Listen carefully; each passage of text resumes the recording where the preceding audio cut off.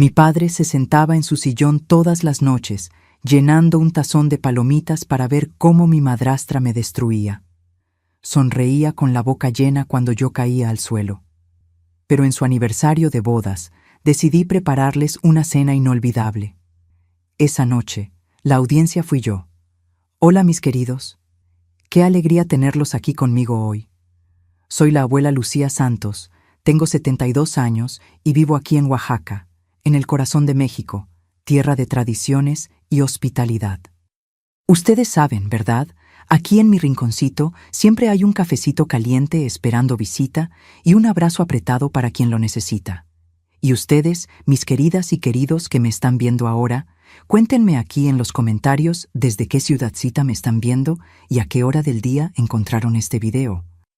¿Tempranito con el café, después de la comida o ya por la noche? Siempre leo todos los comentarios y me pone tan feliz saber de dónde son y cuándo se toman un tiempito del día para escuchar las historias de esta abuelita. Cuéntenme, ¿sale? Vamos a crear una cadena de cariño aquí en el canal. Y no olviden darle al botoncito de like ahí abajo y suscribirse al canal Memorias de las Abuelas, para que no se pierdan ninguna de mis historias. Tengo tantas cosas que ya viví en esta vida, tantas historias para contar. Algunas alegres, otras no tanto, pero todas con un aprendizaje al final. Hoy quiero compartir con ustedes un recuerdo que cargo desde hace muchos años. Una historia pesada, mis hijos, pero que necesita ser contada. Es sobre una época de mi niñez que marcó mi vida para siempre, cuando aprendí que a veces la justicia no viene de donde esperamos, sino de donde menos imaginamos. Fue un tiempo difícil cuando vivía aquí mismo en Oaxaca, pero en una casa muy diferente a esta, en una época en que yo era solo una niña tratando de sobrevivir en una familia que se había convertido en un lugar muy peligroso para mí. En aquellos tiempos, la vida estaba bien diferente de lo que es hoy. Había perdido a mi madre siendo muy pequeñita y mi padre se había vuelto a casar. Esa nueva mujer que entró a nuestra casa, bueno, mis queridos, trajo consigo una oscuridad que me llevó años poder dejar atrás. Y mi padre, mi padre, se transformó en una persona que me costó mucho perdonar. Nací aquí mismo en Oaxaca, en el año de 1953, en una casita de adobe con piso de cemento, allá en lo que hoy llaman la colonia Xochimilco. En aquel tiempo era puro monte y unas casitas regadas, bien diferente de hoy en día. Mi padre se llamaba Gerardo Santos, un hombre alto y delgado que trabajaba en el campo de maíz, que siempre ha sido el sustento de nuestra región, ¿verdad, mis queridos? Se levantaba antes de que cantara el gallo y solo regresaba cuando el sol ya se había escondido detrás de las montañas. Mi madre, que Dios la tenga en buen lugar, se llamaba Isabel de los Ángeles Santos. Era una mujer pequeñita, pero llena de energía, con unos ojos cafés que brillaban cuando sonreía. Tenía el cabello negro largo que siempre amarraba en un chongo bajo y unas manos delicadas que hacían milagros en la cocina. El olor de su mole poblano todavía me viene a la memoria cuando cierro los ojos, mezclado con el perfume de lavanda que rociaba en la ropa después de planchar con la plancha de carbón. Éramos solo nosotros tres en casa. Mamá tuvo dificultad para tener hijos, cosa que solo entendí cuando crecí, y yo era el único fruto que Dios la había bendecido con tener. Por eso mismo, me cubría de cuidados y mimos. Recuerdo que todas las mañanas peinaba mi cabello canturreando una canción de cuna, aunque yo ya tuviera unos 8 o 9 años. Mi princesita, me llamaba. Tú eres el sol de la casa de mamá. Nuestra casa era sencilla, pero era un hogar de verdad. Tenía 3 cuartos, la sala que también servía de recámara para mis padres, mi cuartito pequeño con una ventana que daba al patio y la cocina que era el corazón de la casa. Mamá cocinaba en el fogón de leña y siempre había una olla de frijoles en el fuego, una olla de arroz blanco y, cuando se podía, un pescadito frito o un pollo de rancho que criábamos en el patio. En el patio teníamos un árbol de guayaba que daba fruta dulce todo el año, un árbol de mango manila que me encantaba trepar para agarrar los mangos maduros, y unas gallinas ponedoras que nos daban huevos frescos para el desayuno. Papá también había sembrado unos nopales y chiles que mamá usaba para hacer esa comida rica que solo ella sabía preparar. Mis juegos eran sencillos, como los de toda niña de pueblo en aquellos años 60. Hacía muñequitas de totomoxtle, jugaba a la casita debajo del árbol de mango, corría descalza en el patio de tierra.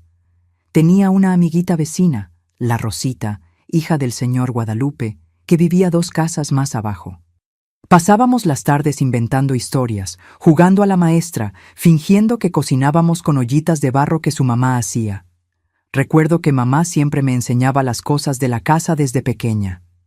La mujer tiene que saber defenderse sola en la vida, decía mientras me mostraba cómo sazonar los frijoles o cómo doblar la ropa en el tendedero. Me enseñó a hacer ese punto de tejido que hasta hoy uso en mis manteles, a cortar las verduras del tamaño correcto, a prender el fuego en el fogón sin quemarme. Papá era un hombre callado, pero cariñoso a su manera. Llegaba a casa sucio de la tierra roja del campo de maíz, se bañaba en la tina del patio y se sentaba en su silla de palma en la sala para escuchar las novedades del día. Los sábados por la tarde, me llevaba a la tiendita del señor Aristides para comprar unos dulces de leche quemada que me encantaban y de vez en cuando me traía una muñequita de trapo que las mujeres vendían en el tianguis. Pero toda esa tranquilidad cambió cuando cumplí 10 años, en 1963. Mamá empezó a enfermarse. Primero fueron unos dolorcitos de cabeza que le daban por las mañanas. Después empezó a adelgazar, a ponerse pálida, cansada. Papá la llevó al doctor del pueblo, después a la capital, pero en aquel tiempo la medicina no era como ahora, ¿verdad, mis hijos? Los recursos eran pocos para la gente pobre como nosotros. Durante algunos meses, yo vivía entre cuidar a mamá, ayudar en las tareas de la casa y tratar de seguir siendo niña. Mamá se quedaba en cama la mayor parte del día y yo le llevaba caldito de pollo, tecito de hierbabuena que la vecina doña Soledad me enseñaba a hacer. «No te pongas triste, mi amor», decía, apretando mi mano débil. «Mamá se va a aliviar pronto».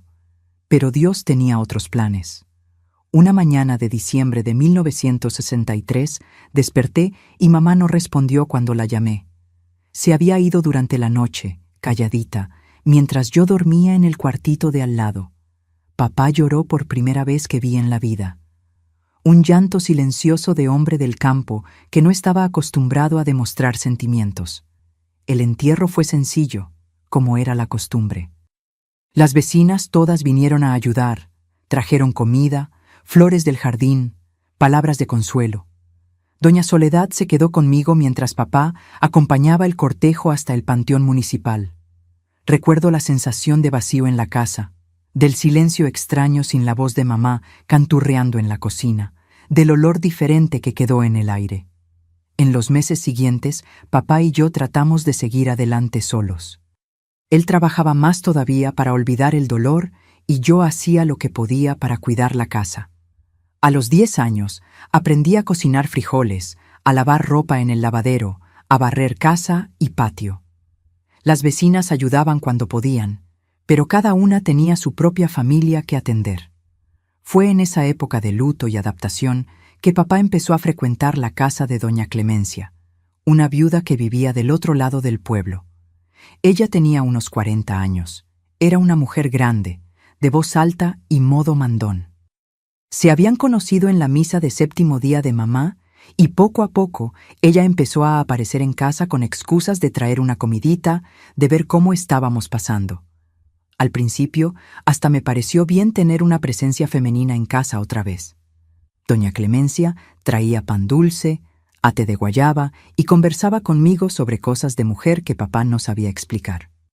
Pero con el paso de los meses, me di cuenta de que me miraba de manera diferente, como si estuviera midiendo, evaluando, planeando algo. El matrimonio de papá con doña Clemencia fue en junio de 1964, apenas 6 meses después de que mamá se había ido. Fue una ceremonia sencilla en el registro civil, sin fiesta, sin alegría. Yo tenía 11 años y recuerdo estar parada ahí con mi vestido azul, que era el único más arregladito que tenía, sintiendo que algo muy importante estaba cambiando para siempre en mi vida.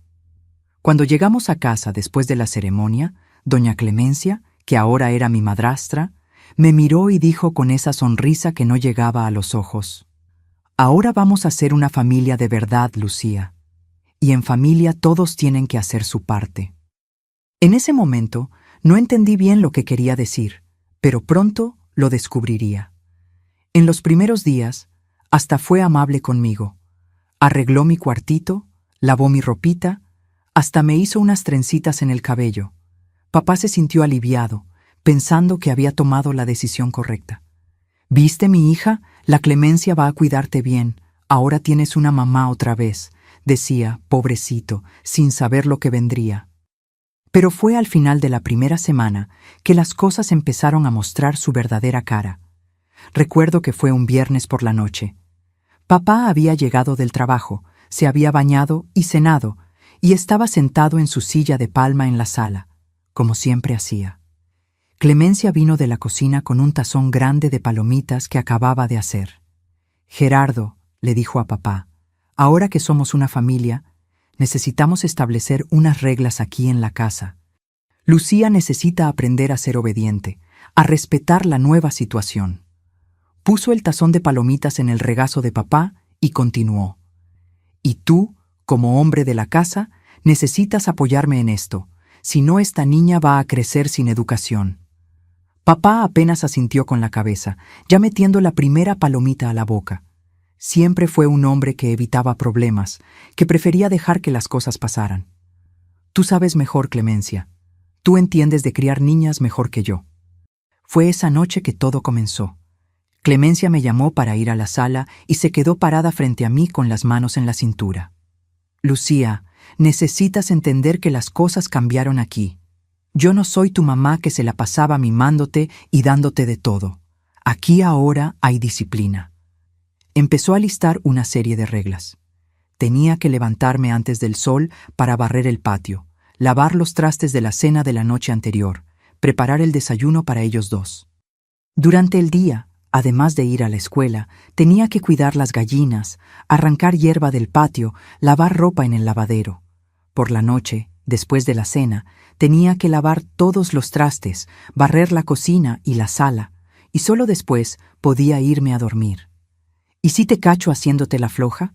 Vas a ver conmigo», dijo, apuntándome con el dedo en la cara.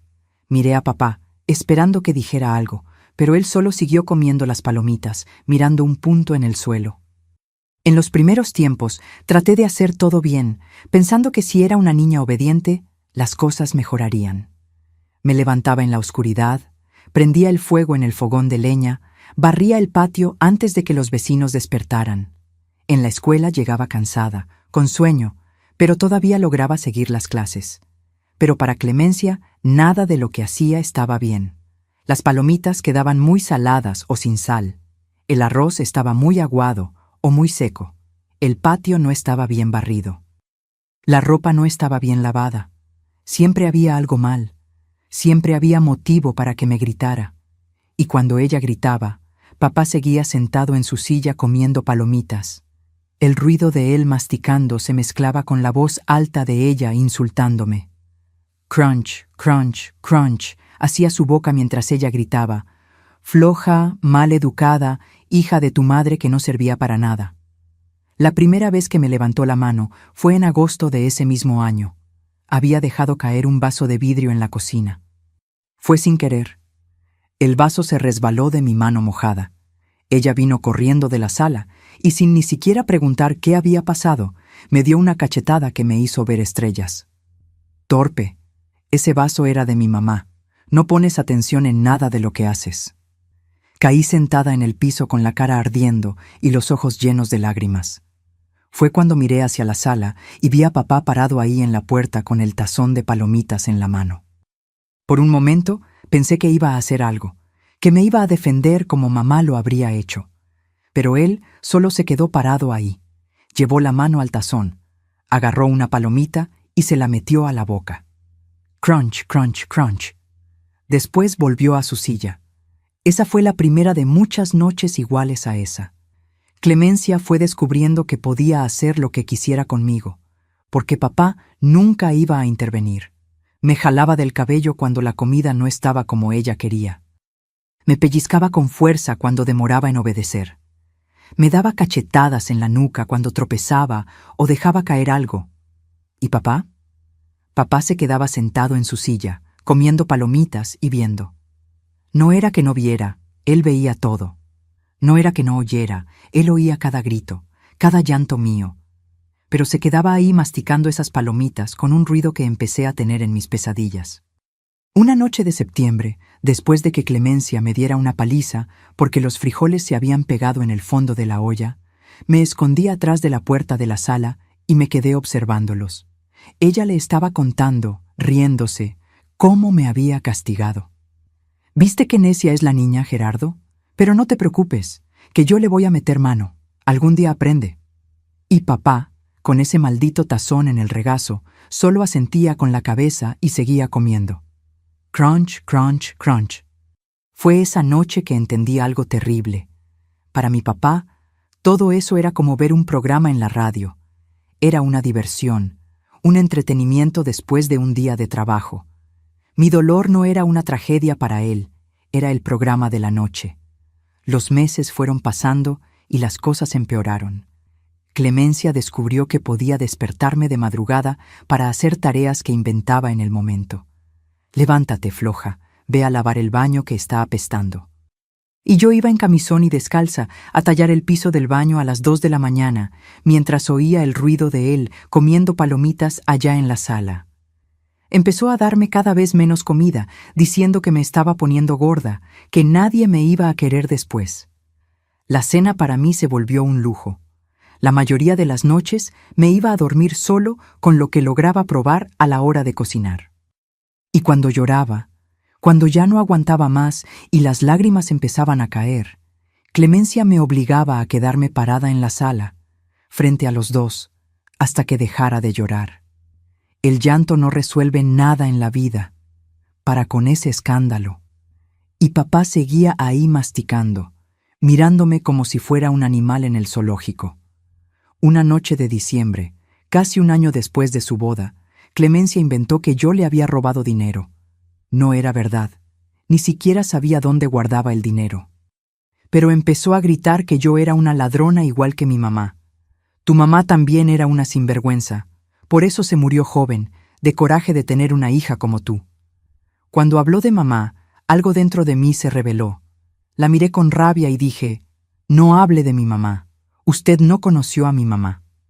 Fue la primera vez que le respondí.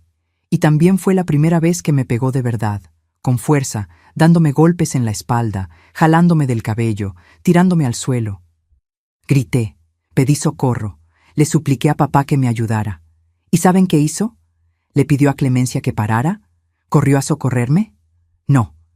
Se levantó de la silla, fue a la cocina, llenó el tazón de palomitas otra vez, volvió a la sala y se sentó para ver mejor.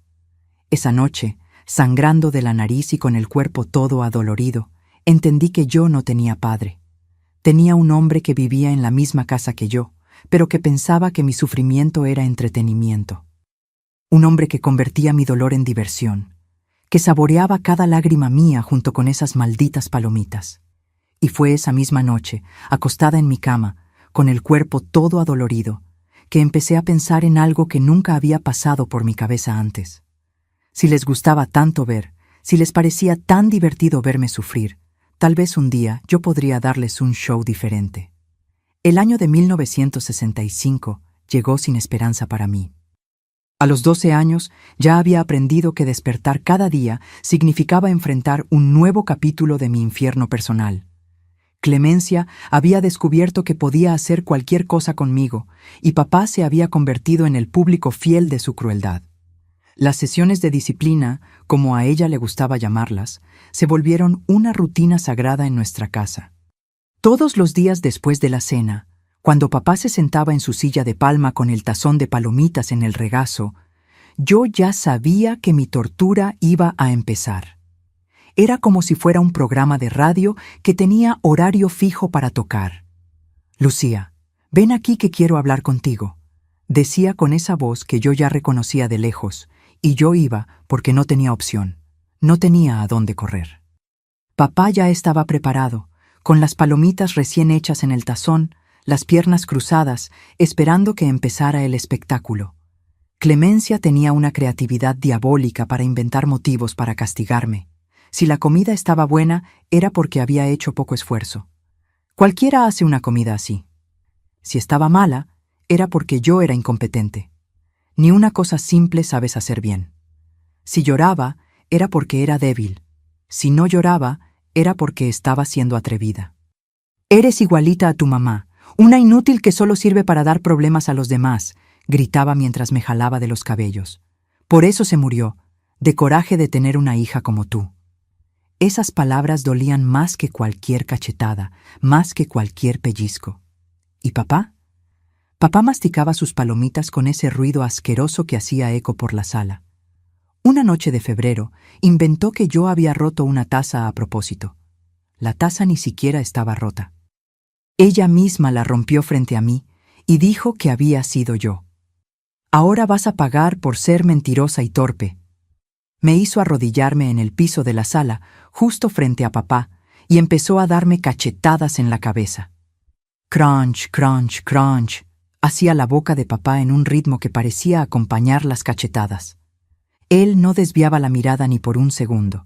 Estaba ahí concentrado, como quien ve una telenovela interesante. De vez en cuando, hasta sonreía, una sonrisita que aparecía en la comisura de la boca cuando Clemencia inventaba una humillación nueva. La violencia fue escalando de una manera que hoy, mirando hacia atrás, me asombra. Descubrió que podía pegarme con la cuchara de palo, pellizcarme hasta dejar marca morada, jalarme del cabello hasta que gritara. Y descubrió también que papá no solo lo permitía, él lo apreciaba. «Gerardo, mira qué niña necia me diste para criar», decía mientras me torturaba. Y él respondía: «Tú sabes mejor, Clemencia, tú entiendes de esas cosas». Y seguía comiendo esas malditas palomitas, como si estuviera viendo una película. En marzo de ese año, empezó con una tortura nueva. Me obligaba a quedarme parada en la sala, frente a los dos, y contaba todo lo que yo había hecho mal durante el día. Hoy, Lucía se tardó 5 minutos más en lavar los trastes. Ayer dejó caer un frijol al piso. Anteayer suspiró cuando le pedí que barriera el patio otra vez. Yo me quedaba ahí temblando, mientras ella listaba cada respiración mía como si fuera un crimen.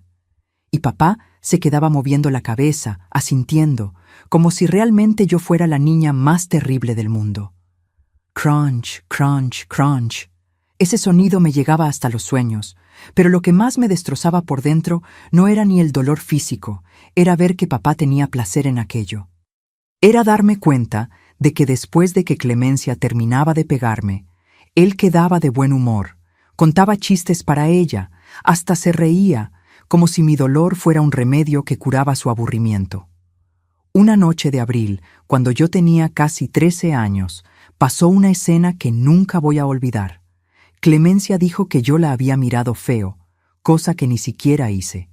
Me dio una paliza tan fuerte que caí al piso y no pude levantarme de inmediato. Me quedé ahí en el piso frío de la sala, con el cuerpo todo adolorido. ¿Y saben qué hizo papá? Se levantó de la silla, fue a la cocina, llenó el tazón de palomitas otra vez y volvió. Pero en vez de sentarse en la silla, se sentó en el piso también, bien cerca de mí. Quería tener una mejor vista de mi sufrimiento. «Está aprendiendo ahora, ¿verdad, Clemencia?», dijo con la boca llena de palomitas. «Los niños tienen que aprender a la fuerza». Y se quedó ahí sentado en el piso, comiendo y mirándome llorar como si yo fuera un animal herido que había encontrado en la calle.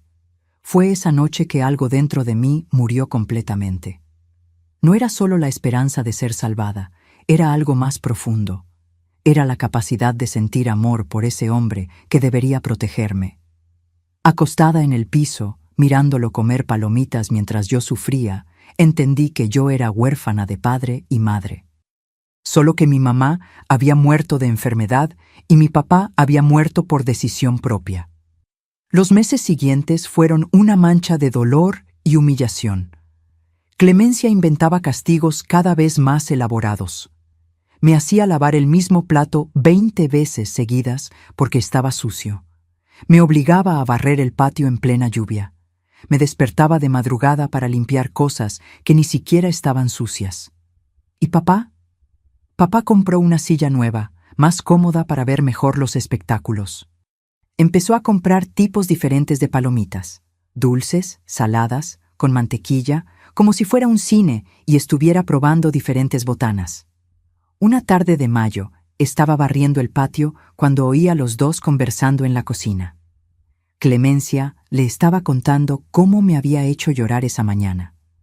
Y papá estaba riendo de verdad, carcajeándose, como si ella hubiera contado el chiste más gracioso del mundo. «Qué mala eres, Clemencia», dijo entre risas. «¿De dónde sacas esas ideas? La niña debe haber quedado loca». Y los dos rieron juntos, felices, satisfechos con mi desgracia. En ese momento, recargada en la pared del fondo, con la escoba en la mano, tomé una decisión que lo cambiaría todo. No podía seguir siendo la víctima de esta historia. No podía seguir siendo el entretenimiento de ellos. Si les gustaba tanto ver, si la audiencia era tan importante, entonces un día les daría un espectáculo que nunca olvidarían. Empecé a observar todo con otros ojos, la rutina de ellos, los hábitos, las manías. Papá siempre comía palomitas del mismo tazón, siempre a la misma hora. Clemencia siempre sazonaba las cosas de la misma manera. Tenían vicios, costumbres fijas que yo podría usar a mi favor. Y fue así que, a los 13 años incompletos, empecé a planear algo que me llevaría más de un año ejecutar, porque había aprendido una lección importante en esa casa: paciencia. Ellos me habían enseñado a esperar, a aguantar, a soportar. Ahora iba a usar esa misma paciencia contra ellos. Todas las noches, después de las palizas, me iba a mi cama y me quedaba pensando. Imaginaba el día en que la situación se invertiría. El día en que ellos estarían en el piso, suplicando, y yo estaría sentada en la silla, viendo con la misma frialdad que ellos demostraban conmigo. El sonido de esas malditas palomitas todavía hacía eco por toda la casa cada noche. Crunch, crunch, crunch. Pero ahora, en vez de causarme desesperación, ese ruido empezó a sonar diferente en mis oídos. Empezó a sonar como una cuenta regresiva. Junio de 1966 llegó pesado, cargado de una tensión que yo sentía en el aire, como cuando va a caer una tormenta fuerte.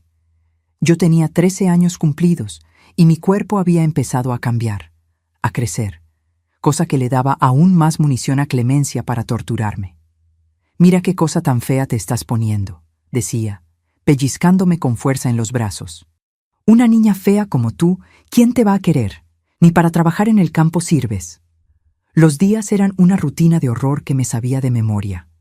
Despertar antes del sol, preparar café para los dos, oír los comentarios malvados de ella sobre mi apariencia, trabajar como esclava todo el día y por la noche, después de la cena, ver a papá prepararse para su programa. La maldita silla, el maldito tazón de palomitas, esa sonrisa de anticipación que hacía cuando Clemencia empezaba a inventar los motivos para castigarme. Pero fue una noche específica, el día 15 de junio de 1966, que pasó algo que cambió todo para siempre. Una noche que hasta hoy, cuando cierro los ojos, puedo sentir cada olor, cada sonido, cada latido de mi corazón desesperado. Esa tarde había ido a recoger los huevos de las gallinas, como siempre hacía. Conté bien. Había 6 huevos en el gallinero. Llevé los 6 a Clemencia, que estaba en la cocina preparando la cena. Ella agarró los huevos, contó frente a mí, confirmó que eran 6 y me mandó a barrer el patio.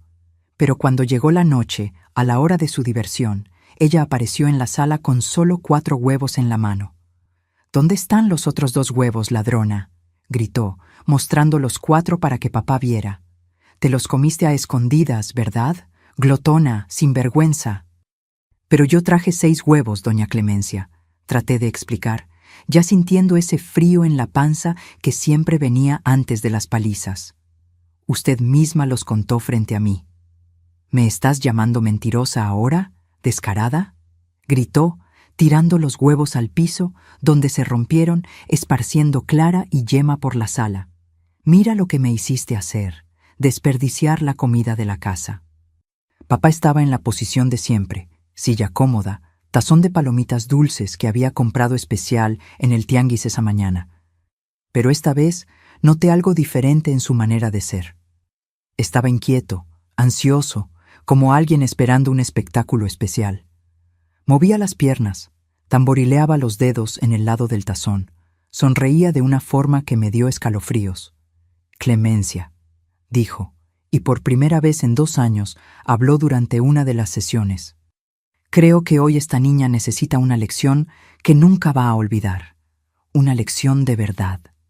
La manera en que dijo esas palabras me hizo temblar. Había una sed de sangre en su voz que nunca había escuchado antes. Ya no era solo diversión, era algo más sombrío, más peligroso. Clemencia le sonrió de vuelta y vi un entendimiento pasar entre los dos, como si hubieran planeado aquello antes, como si esa historia de los huevos fuera solo una excusa para algo mayor que ya habían acordado. «Tienes razón, mi amor», le dijo, usando un tono de voz cariñoso que solo usaba cuando estaban conspirando contra mí. «A los ladrones hay que marcarlos para que nunca más roben». Fue cuando dijo «marcarlos» que sentí un terror diferente subir por mi espalda. Ella salió de la sala y fue a la cocina.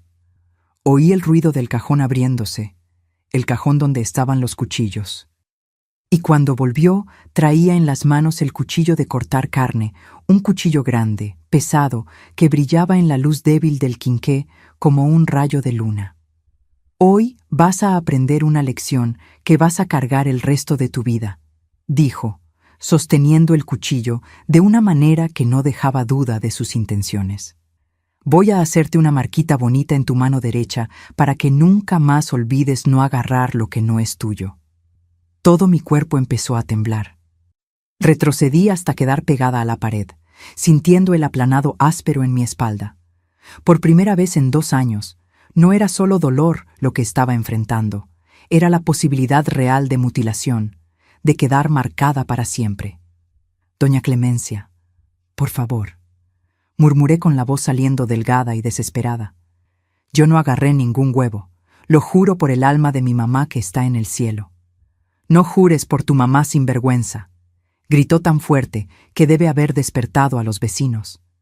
Su cara se puso roja de odio, las venas del cuello se le saltaron. «Tu mamá era una sinvergüenza igual que tú, una floja igual que tú. Por eso Dios se la llevó para librar al mundo de una inútil más». Cuando habló de mamá de esa forma, algo dentro de mí se despedazó. No era tristeza, era algo mucho más peligroso. Era una rabia tan pura, tan concentrada, que por un momento perdí la capacidad de sentir miedo. El aire de la sala pareció ponerse más denso, más pesado. «No hable de mi mamá», logré decir, sorprendiéndome a mí misma con la firmeza en mi voz. «Usted no tiene derecho de hablar de ella». Clemencia dejó de gritar, sorprendida por mi respuesta. En 2 años, nunca había devuelto el golpe, nunca había respondido. Siempre bajaba la cabeza, siempre aceptaba todo callada. Fue cuando miré a papá que sentí una náusea profunda subir del estómago. Él no estaba asustado por el cuchillo, no estaba preocupado por mí. Al contrario, estaba inclinado hacia adelante en la silla, con los ojos brillando de pura emoción. El tazón de palomitas temblaba en su mano, tanta era su expectativa. «Eso, Clemencia», dijo con una emoción enfermiza en la voz. «Enséñale a esa niña descarada a respetar. Márcala bien para que aprenda de una vez por todas». En ese momento, mirando a papá incentivando esa locura, entendí una verdad devastadora. Él no era solo un hombre débil que permitía los abusos. Era un sádico que se alimentaba de mi sufrimiento. Ellos eran socios en esto, cómplices. Él se había casado con Clemencia no por amor, sino porque encontró en ella a alguien que compartía la misma sed de crueldad. «Estira la mano derecha», ordenó Clemencia avanzando con el cuchillo. «Voy a hacerte una marca bien bonita, bien honda, para que nunca más olvides». La hoja del cuchillo reflejaba la luz del quinqué, creando dibujos siniestros en la pared. Podía ver en las expresiones de los dos la sed de ver mi sangre correr por el piso. Era como si fueran dos vampiros esperando para alimentarse. «Estira la mano, desgraciada», gritó otra vez, ahora más cerca. «No», dije, y mi propia voz me sorprendió. Salió baja, pero firme como roca. Clemencia se detuvo a la mitad del paso, incrédula. «¿Qué dijiste?» «Dije no», repetí, esta vez más alto, más clara. «No voy a estirar la mano. Yo no robé ningún huevo, y usted no me va a cortar». El silencio que cayó en la sala fue pesado como plomo. Hasta el ruido de las palomitas paró. Papá se había quedado tan sorprendido que olvidó masticar. Por 2 años, yo había sido una muñeca de trapo en sus manos. Ahora, de repente, la muñeca estaba hablando de vuelta. La cara de Clemencia se puso morada de rabia. «Ah, así que sí», gritó. «¿Ahora me mandas a mí? ¿Ahora das órdenes en esta casa?» Levantó el cuchillo bien alto con los 2 brazos. «Voy a tener que enseñarte a la fuerza entonces. Te voy a cortar todita». Fue cuando avanzó para atacarme que algo primitivo despertó dentro de mí. 2 años de terror, de sumisión, de aceptar todo callada, se transformaron en una explosión de instinto de supervivencia. Cuando vi ese cuchillo bajando hacia mí, mi cuerpo reaccionó sin que mi mente lo mandara. Me eché a un lado y con toda la fuerza que tenía, empujé a Clemencia con las 2 manos en el pecho. Ella tropezó hacia atrás, perdió el equilibrio y cayó pesadamente al piso. Su cabeza golpeó contra la esquina de la mesa de madera con un ruido seco y terrible que hizo eco por toda la sala. El cuchillo voló lejos, deslizándose por el piso hasta parar debajo de la silla de papá. Clemencia se quedó en el piso, aturdida, con una mancha de sangre empezando a aparecer en la frente donde había golpeado. Gemía bajito, tratando de orientarse. Por un momento que pareció una eternidad, me quedé parada, mirando la caída. Por primera vez en 2 años era ella la que estaba en el piso, vulnerable, lastimada, gimiendo de dolor. La sensación fue extraña. No era satisfacción. Era algo más cercano a un despertar, como si acabara de descubrir que los monstruos también podían sangrar. Miré a papá pensando que ahora sí iba a reaccionar, que iba a correr a socorrer a su esposa herida. Pero lo que vi me impactó aún más que todo lo que había pasado antes. Él seguía sentado en la silla, mirando toda la escena con fascinación. No había dejado de comer palomitas ni por un segundo. De hecho, estaba masticando con aún más interés, como quien ve un giro inesperado en una obra de teatro. «Levántate de ahí, Clemencia», dijo, sin hacer el menor movimiento para ayudarla. Su voz estaba calmada, casi aburrida. «Deja ese teatro. La niña solo te dio un empujoncito». Esas palabras me golpearon como un rayo. Él no estaba preocupado por ella. No estaba preocupado por mí. Para él, todo aquello seguía siendo entretenimiento. Si yo hubiera matado a Clemencia en ese momento, él probablemente seguiría comiendo palomitas y viendo. Fue en ese instante que la última ilusión que todavía tenía se despedazó completamente. Entendí que papá no era solo cómplice. Él era el verdadero monstruo. Clemencia era cruel, pero ella al menos sentía algo. Rabia, odio, placer sádico. Papá no sentía nada. Yo era menos que un animal para él. Era solo una fuente de diversión. Clemencia se movió en el piso, tratando de levantarse. Pasó la mano por su frente y vio sangre en sus dedos. La herida no era grave, pero estaba sangrando lo suficiente para asustarla. «Desgraciada», gimió todavía medio mareada. «Ahora sí la hiciste. Ahora vas a ver lo que es bueno». Pero algo fundamental había cambiado en mí en esos pocos segundos. Cuando la vi caída, vulnerable, sangrando, entendí una verdad simple, pero revolucionaria. Ellos no eran dioses, eran solo personas comunes de carne y hueso, que podían lastimarse, que podían sentir dolor, que podían morir. «Usted no me va a hacer nada», dije, y mi voz salió con una frialdad que me sorprendió hasta a mí misma. porque si usted me pone un dedo encima otra vez, le voy a contar a todo el mundo en el pueblo lo que pasa aquí dentro de esta casa. Clemencia logró sentarse, todavía pasándose la mano por la frente herida. Se rió, pero era una risa nerviosa, insegura. ¿Quién te va a creer, mentirosa como eres, ladrona como eres? Todos, respondí con una convicción que vino de algún lugar profundo dentro de mí. Doña Soledad ya preguntó 3 veces por qué ando siempre lastimada. La maestra en la escuela ya notó que bajé 10 kilos. La vecina Rosita ya comentó con su mamá que se oyen gritos de esta casa toda la noche. Todos ya sospechan. Solo están esperando una confirmación. Por primera vez vi miedo de verdad en los ojos de Clemencia. Miedo real, del tipo que te hiela las venas. Porque sabía que yo estaba diciendo la pura verdad. En un pueblo pequeño como Oaxaca, donde todos conocen a todos, los secretos no se quedan escondidos para siempre. Miré a papá y vi que había dejado de comer palomitas completamente. El tazón estaba quieto en su regazo y me observaba con una expresión que nunca había visto antes. Ya no era la emoción sádica, era cálculo frío. Estaba midiendo las consecuencias, pensando en su reputación, en lo que dirían los vecinos, en lo que comentarían los amigos del trabajo en el campo de maíz. «Tú no tienes valor para hacer eso», dijo Clemencia, pero su voz temblaba como hoja en el viento. «No tienes tanto valor». «Sí tengo», respondí, sintiendo una fuerza extraña crecer dentro de mí. ¿Y saben por qué? Porque ustedes dos ya me quitaron todo lo que tenía que perder. Mataron a la niña que era. Mataron mi niñez, mataron mi confianza, mataron mi amor por ustedes, y ahora van a tener que vivir con el monstruo que crearon. El silencio que siguió fue pesado como una lápida. Clemencia se levantó despacio, todavía pasándose la mano por la frente herida. Papá seguía mirándome con esa expresión calculadora. Por primera vez en 2 años, ellos tenían miedo de mí. Y hay algo más, continué, sintiendo el poder de mis palabras. Si algo misterioso me pasa, si aparezco lastimada de verdad o enferma, o si me muero de repente, ya dejé una carta escondida explicando todo. Una carta que va directo a las manos del delegado. Era mentira. No había escrito ninguna carta, pero ellos no lo sabían. Y el miedo en los ojos de los dos me mostró que la mentira estaba funcionando.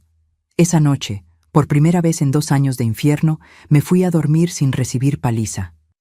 Clemencia y papá se quedaron en la sala, susurrando en voces bajas, planeando, tratando de descubrir cómo lidiar con esta nueva versión de mí que había nacido esa noche. Acostada en la cama, con el corazón todavía disparado por la adrenalina, entendí que había cruzado una línea de la cual no había vuelta. Ya no era la misma persona. Los 2 años de tortura habían creado a alguien diferente, alguien más duro, más frío, más peligroso. Pero la sensación que tenía no era de alivio o victoria, era de preparación, como un animal herido que acaba de descubrir que tiene garras y que sabe usarlas. Había probado el poder, había sentido el sabor de la venganza y quería más. A partir de esa noche, empecé a observar todo con ojos completamente diferentes. Ya no como víctima estudiando a sus verdugos, sino como depredadora analizando a sus presas. Cada hábito de ellos, cada rutina, cada debilidad, se convirtieron en información preciosa. La manera en que papá comía siempre del mismo tazón, a la misma hora, con los mismos tipos de palomitas. La manera en que Clemencia siempre probaba la comida antes de servir, siempre sazonaba todo de la misma forma. Eran criaturas de hábitos predecibles, y eso podría usarse contra ellos. En los días siguientes, la dinámica de la casa cambió completamente. Ellos andaban de puntitas a mi alrededor, midiendo las palabras, evitando provocarme demasiado. Pero yo sabía que era temporal. Gente como ellos no cambia, solo espera la oportunidad de volver a ser lo que siempre fue. Y fue pensando en eso que empecé a formar un plan. Un plan que llevaría tiempo para madurar, que exigiría paciencia y precisión. Ellos me habían enseñado a esperar, a soportar, a planear en silencio. Ahora iba a usar esas mismas lecciones contra ellos. El aniversario de su boda se acercaba. Día 20 de junio. 2 años de matrimonio. 2 años de infierno para mí. 2 años de diversión sádica para ellos. Tal vez fuera la fecha perfecta para darles un regalo de aniversario que jamás olvidarían. Un regalo que involucraría el tazón de palomitas favorito de papá, la manía de Clemencia de siempre probar la comida primero, y una visita especial al cuarto de atrás, donde se guardaban los venenos para matar ratas y hormigas. La niña asustada había muerto esa noche del 15 de junio. En su lugar, nació alguien que sabía exactamente lo que quería y cómo conseguirlo. Y lo que yo quería más que cualquier cosa en el mundo era verlos a los dos en el piso, suplicando por socorro mientras yo comía palomitas y veía el espectáculo. Los 5 días que pasaron entre mi rebelión y el aniversario de su boda fueron los más intensos de mi vida. Cada mañana despertaba con una claridad mental que nunca había experimentado antes. Era como si esa noche del 15 de junio hubiera lavado mis ojos con agua fría y ahora podía ver todo con una nitidez cristalina. Clemencia y papá andaban a mi alrededor como quien camina en campo minado. Susurraban entre sí cuando pensaban que no estaba oyendo. Hacían reuniones secretas en el patio. Me miraban de reojo, tratando de descifrar si yo realmente tenía valor para cumplir mis amenazas. La herida en su frente estaba sanando, pero dejaría una pequeña cicatriz, una marca que me recordaba todos los días del poder que había descubierto tener. Durante esos días desarrollé una paciencia de pescador. Observaba cada movimiento de ellos, cada hábito, cada ritual, como si fuera científica estudiando especímenes. Y mientras más observaba, más mi plan ganaba forma y consistencia. Papá mantenía la rutina de siempre. Despertaba antes del sol, tomaba café negro con piloncillo, salía al campo de maíz y solo volvía cuando el sol se estaba poniendo. Pero la noche, la noche era sagrada para él. Era cuando se sentaba en su silla especial, preparaba su tazón de palomitas y se permitía el entretenimiento de siempre. Solo que ahora, sin poder torturarme abiertamente, se quedaba inquieto, frustrado, como un adicto en abstinencia. Clemencia, por su parte, mantenía el control total de la cocina. Era ella quien sazonaba todo, quien probaba cada platillo antes de servir, quien decidía qué comía cada uno y cuándo. Esa manía suya de siempre probar la comida primero se había vuelto casi obsesiva. Era como si necesitara tener control absoluto sobre todo lo que entraba a esa casa. Fue observando esa rutina que el plan perfecto empezó a formarse en mi mente. Un plan que usaría sus propios hábitos contra ellos mismos.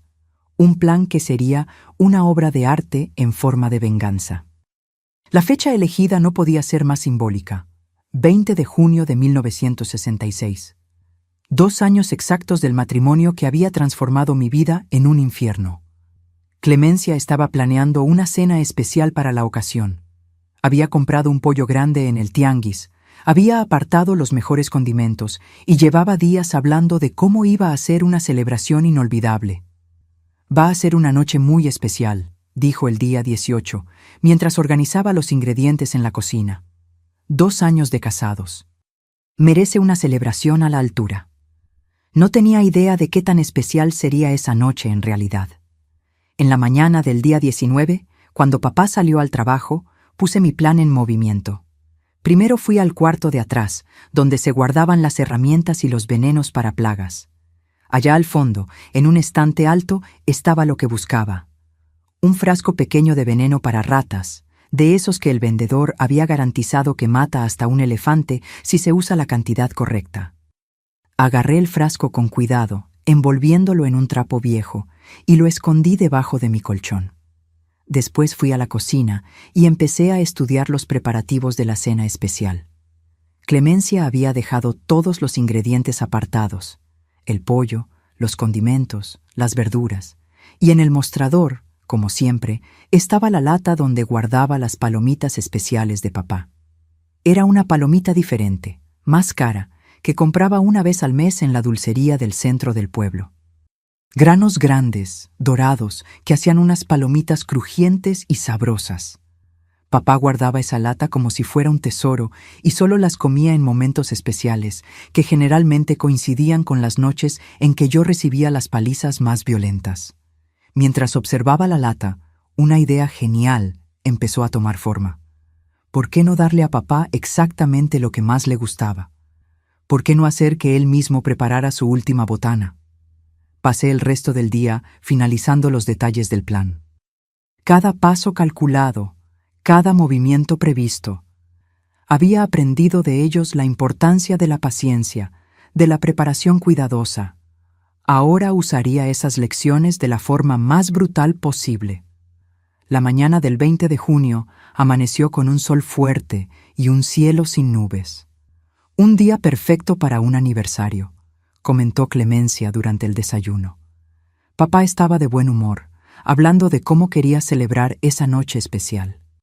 Parecían haber olvidado completamente la tensión de los últimos días, como si hubieran decidido que yo había vuelto a ser la niña sumisa de antes. Si supieran lo que estaba pasando por mi cabeza, nunca habrían logrado tragar ni un sorbo de café. Durante el día, ayudé a Clemencia con los preparativos de la cena, fingiendo una sumisión que estaba lejos de sentir. Ayudé a sazonar el pollo, a preparar el arroz, a pelar las verduras. Ella estaba radiante, orgullosa de sí misma, comentando cómo sería una noche perfecta. «Tu madrastra sabe hacer las cosas bien», dijo, probando la salsa que estaba preparando. «No es cualquiera que puede hacer una cena de aniversario como esta». «Es verdad», concordé con una dulzura en la voz que habría asustado a cualquiera que me conociera bien. «Usted realmente sabe cómo hacer una noche inolvidable». Mientras ella cocinaba, yo vigilaba cada movimiento, esperando el momento correcto. Y ese momento llegó cuando salió a buscar condimentos al patio. Rápidamente agarré el frasco de veneno que había escondido, y con manos firmes vertí la mitad del contenido en la salsa que estaba preparando para el pollo. El líquido transparente se mezcló perfectamente, sin dejar rastro. Pero esa era solo la primera parte. La segunda parte sería aún más personal. Cuando anocheció y papá volvió del trabajo, la casa estaba perfumada con el olor de la cena especial. Se bañó, se puso la camisa limpia que Clemencia había apartado y se sentó a la mesa como un rey esperando ser servido. «¡Qué buen olor!», dijo, frotándose las manos. 2 años de casados. ¿Quién diría que iba a salir tan bien? ¿Verdad, Clemencia? «Sí, mi amor», respondió, sirviendo su plato con generosas porciones del pollo envenenado. «Y todavía vamos a tener muchos años por delante». Yo me quedaba ahí observándolos comer con apetito, conversando sobre planes futuros, riéndose de chistes internos. Clemencia probaba cada pedazo antes de tragar, como siempre hacía. El veneno estaba haciendo su trabajo silencioso. Después de la cena, cuando se retiraron los platos, papá se dirigió a su silla especial en la sala. «Ahora voy a traer las palomitas especiales», anunció como si fuera un ritual sagrado. «Hoy es día de celebrar bien». Fue cuando fue a la cocina a buscar la lata de palomitas que puse la segunda parte del plan en acción. Mientras él preparaba la olla y calentaba el aceite, me acerqué casualmente. «Papá», dije usando un tono de voz tierno que no usaba desde hacía años. «Déjame ayudarte con las palomitas. Hoy es una fecha especial. Yo también quiero contribuir». Se detuvo y me miró con desconfianza. «¿Desde cuándo quieres ayudar con algo?» «Es que estaba pensando», continué, bajando los ojos como una niña arrepentida. «Tal vez yo he sido muy rebelde estos días. Tal vez debo aprender a ser más agradecida por lo que ustedes hacen por mí». Papá sonrió satisfecho. Era exactamente lo que quería oír. La hija sumisa, volviendo a su lugar. «Está bien», dijo. «Puedes ayudarme, pero hazlo bien, ¿eh? Estas palomitas son especiales». Trabajamos lado a lado, él y yo, preparando las que serían sus últimas palomitas. Él puso el aceite en la olla. Yo agregué los granos especiales, pero cuando no estaba mirando, añadí también el resto del veneno que había sobrado en el frasco, mezclando todo con una cuchara de palo. «Listo», dijo satisfecho cuando las palomitas estaban reventando en la olla. Ahora solo hay que esperar a que estén listas y vamos a tener una noche perfecta. No tenía idea de qué tan perfecta sería. Cuando las palomitas quedaron listas, las puso en el tazón especial. El mismo tazón que yo había odiado durante 2 años. El mismo tazón que simbolizaba todas las noches de tortura. Ahora sería el instrumento de mi venganza. Papá se dirigió a la sala, se acomodó en la silla cómoda y puso el tazón en su regazo. Clemencia vino de la cocina y se sentó en el sofá junto a él. Los dos estaban sonriendo, relajados, felices con la celebración. 2 años, dijo papá, agarrando la primera palomita y llevándola a la boca. ¿Y qué 2 años? Crunch, crunch, crunch. El sonido familiar hizo eco por la sala, el sonido que me había atormentado por tanto tiempo, pero esta vez, en vez de miedo, sentí una anticipación helada. Clemencia también comía algunas palomitas que él ofrecía, pero la mayor parte eran de él. Siempre era así. Él era el rey de las palomitas, el dueño de ese ritual nocturno. Y hoy, exactamente por eso, sería él quien recibiría la mayor dosis del regalo que había preparado. Por cerca de 20 minutos, los dos se quedaron ahí conversando, riendo, comiendo. Yo estaba sentada en una silla del rincón, observando cada movimiento, contando cada palomita que desaparecía en sus bocas. Mi corazón latía en un ritmo constante, pero no de miedo, de expectativa. Fue papá quien empezó a sentir los primeros síntomas. Primero fue una mueca extraña, como si hubiera sentido un sabor malo. Después se llevó la mano a la panza. «Clemencia», dijo con la voz ligeramente alterada.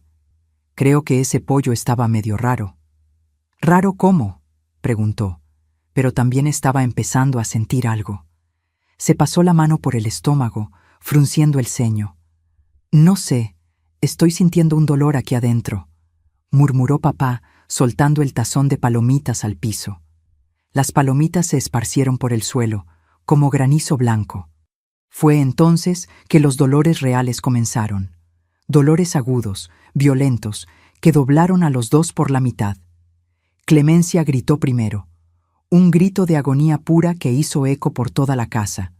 Papá trató de levantarse de la silla, pero cayó de rodillas al piso. «¡Socorro! ¡Clemencia!», gritó retorciéndose en el sofá. «Algo está mal, algo está muy mal».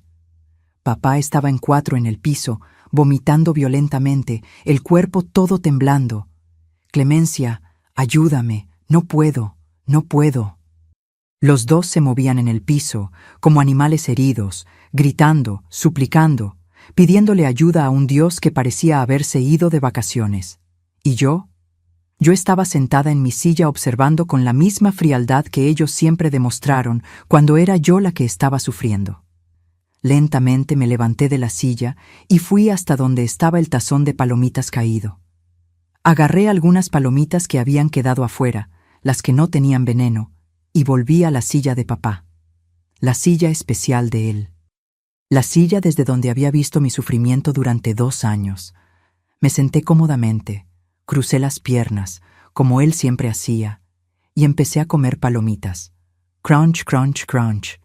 El sonido hizo eco por la sala, pero ahora era yo quien lo estaba haciendo. «Lucía», logró decir Clemencia entre espasmos de dolor. «Socorro, llama a alguien, por favor». «¿Por favor?», repetí, masticando calmadamente. «Qué gracioso. Recuerdo haber pedido por favor muchas veces a ustedes. Recuerdo haber suplicado que pararan. Pero ustedes nunca pararon, ¿verdad?». Papá trató de arrastrarse hacia mí, las manos extendidas, los ojos llenos de lágrimas. «Mi hija, por favor, siempre te amé. Siempre cuidé de ti».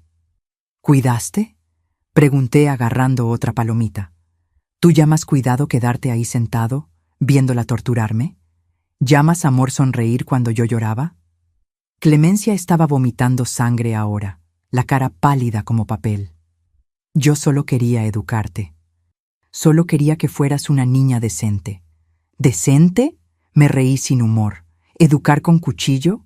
¿Educar con palizas? ¿Educarme llamándome hija de sinvergüenza? Los dos se retorcían en el piso, suplicando socorro, pidiendo perdón, prometiendo que cambiarían todo si los ayudaba. Pero sus voces fueron quedando más débiles, más desesperadas. ¿Saben?, dije comiendo otra palomita. Durante 2 años, ustedes fueron mi audiencia. Ustedes vieron cada lágrima, cada grito, cada momento de dolor que pasé en esta casa. ¿Y saben qué era lo que más me lastimaba? No era ni el dolor físico, era ver que ustedes se divertían con eso. Papá estaba tratando de hablar, pero solo salía sangre de su boca. Clemencia había dejado de moverse tanto, la respiración quedándose irregular. Hoy, continué, la audiencia soy yo. Hoy soy yo quien está aquí comiendo palomitas, viéndolos retorcerse. ¿Y saben algo? No estoy sintiendo nada. Ni placer, ni pena, ni tristeza. Nada. Ustedes mataron cualquier sentimiento que yo podría haber tenido por ustedes. Los movimientos de ellos fueron quedando cada vez más débiles, los gritos transformándose en gemidos bajos. La vida se estaba yendo despacio, dolorosamente, como ellos habían hecho conmigo durante tanto tiempo, solo que de forma diferente. La diferencia entre yo y ustedes, dije, terminando la última palomita, es que ustedes torturaron a una niña inocente. Yo solo les di lo que merecían. Clemencia dio el último suspiro primero, los ojos todavía abiertos, fijos en el techo. Papá duró algunos minutos más, tratando de decir algo, pero las palabras ya no salían. Cuando el silencio finalmente tomó control de la sala, me levanté de la silla y miré por última vez los 2 cuerpos en el piso. No sentí victoria, no sentí alivio. Sentí solo vacío, como si una página muy larga y dolorosa de mi vida finalmente se hubiera volteado. Agarré una maleta pequeña que había preparado a escondidas con algo de ropa y el poco dinero que logré juntar. Salí de la casa sin mirar atrás, caminando por la calle oscura de Oaxaca hacia la carretera que llevaba fuera del pueblo. Nunca más volví. Nunca más quise saber qué pasó después, cómo encontraron los cuerpos, qué comentó la gente. Esa parte de mi vida había muerto junto con ellos en esa sala. Lo que nació de ahí en adelante fue una mujer completamente diferente. Una mujer que sabía que a veces la justicia no viene de los cielos o de los tribunales. A veces viene de las manos de quien ya no tiene nada que perder. Hoy, a los 72 años, viviendo aquí en mi casita en Oaxaca, sí, volví al mismo pueblo donde todo pasó. Mi vida es simple y tranquila. Después de años viviendo en otros lugares, trabajando como empleada doméstica, costurera, cocinera, decidí volver acá en 1995, cuando ya tenía 42 años y había hecho las paces con mi pasado. La vida me enseñó que huir para siempre no resuelve. Un día tenemos que volver y mirar a los fantasmas de frente. Cuando volví, la casa donde viví de niña ya ni existía. Fue demolida y se volvieron 2 casas más pequeñas. Es como si ese lugar de sufrimiento hubiera sido borrado de la faz de la tierra. Mis días ahora están llenos de cosas buenas. Despierto tempranito, riego mi jardín de hierbas de olor, tomo mi cafecito de la mañana con pan dulce y queso. Por las mañanas bordo mis manteles mientras escucho la radio. Por las tardes recibo la visita de mis nietos. Tengo 4, de mi hija única que vive 2 calles de aquí. Me casé a los 28 años con un buen hombre, Raúl, que murió hace 10 años de infarto. Era albañil, tenía manos callosas pero corazón blando. Nunca me levantó la voz, nunca me hizo mal. Con él aprendí que no todo hombre es un monstruo, que existe amor de verdad en este mundo. Mi hija, Francisca, nació cuando yo ya tenía 30 años.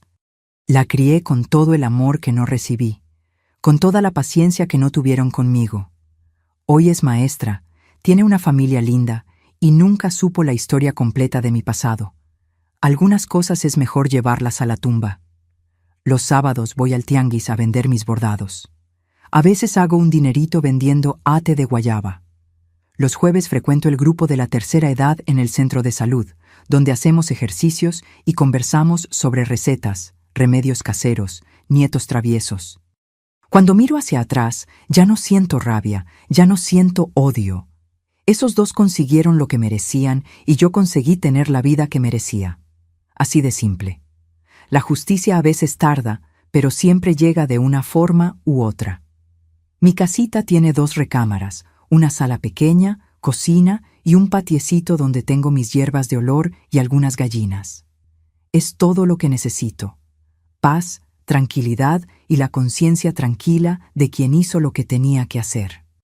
Mis queridos que me están escuchando, si alguien ahí está pasando por una situación parecida a la que pasé, si alguien está siendo maltratado, humillado o lastimado por quien debería protegerlo, quiero decir algo, no están solos.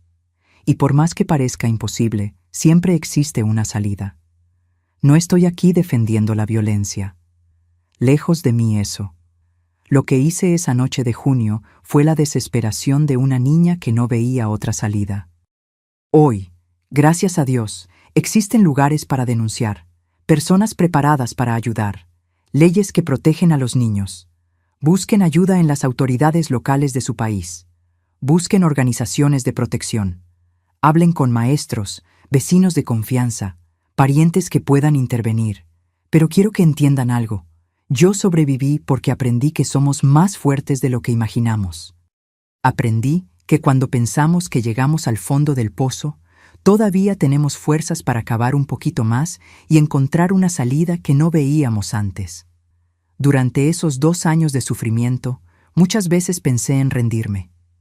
Muchas veces pensé que no había esperanza, que mi vida siempre sería así. Pero aprendí que el sufrimiento, por más terrible que sea, puede enseñarnos cosas sobre nosotros mismos que jamás descubriríamos de otra forma. Aprendí que puedo soportar mucho más de lo que imaginaba. Aprendí que tengo una fuerza interior que ni yo conocía. Aprendí también que a veces las personas que deberían amarnos son exactamente las que más nos lastiman, y que cuando eso pasa no es culpa nuestra. Los niños no tienen culpa de lo que los adultos hacen con ellos. Tú que estás sufriendo, no es tu culpa. Nunca lo fue. Nunca lo será. Descubrí que perdonar no significa aceptar lo que nos hicieron. Perdonar es liberarse del peso del odio que solo nos lastima a nosotros mismos. Yo perdoné, pero nunca olvidé.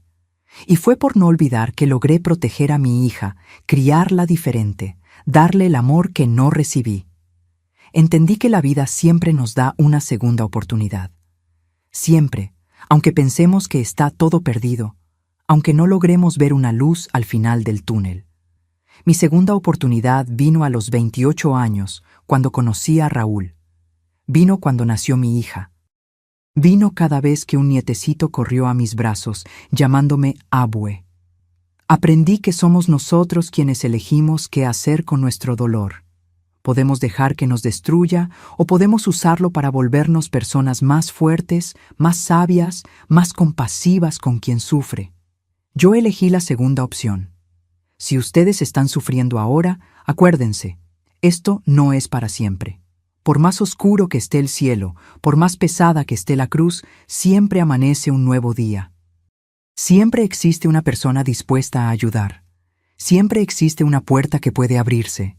Siempre existe un camino que todavía no han visto. No se rindan, no tiren la toalla. Sean pacientes con ustedes mismos, pero sean también valientes para buscar ayuda.